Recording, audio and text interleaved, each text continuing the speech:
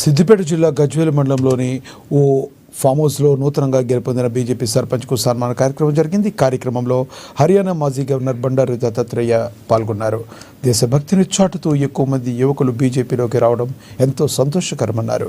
ప్రధాని నరేంద్ర మోడీ నాయకత్వంలో దేశంలో గ్రామ గ్రామాన జాతీయవాదం విస్తరిస్తుందని తెలిపారు.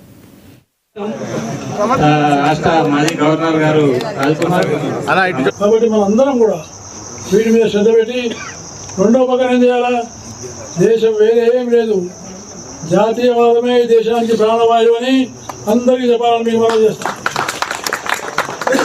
జాతీయవాదం అంటే భారతీయత, భారతీయ సంస్కృతి, మన సనాతనమైనటువంటి ధర్మాన్ని ఆధారంగా చేసుకుని ఈ దేశం నిలబడ్డది.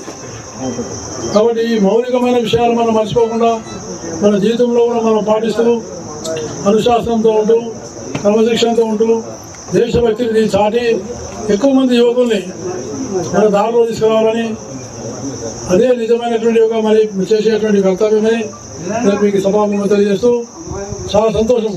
మిత్రుడు శంకర్ గారు చెప్పినటువంటి ఒక ఏదైతే సమాచార విషయంలో ఈ జిల్లాలో సిద్దిపేట జిల్లాలో చాలా కష్టంగా ఉండేది పార్టీ. ఆ కాలంలో చాలా కష్టం ఉండేది.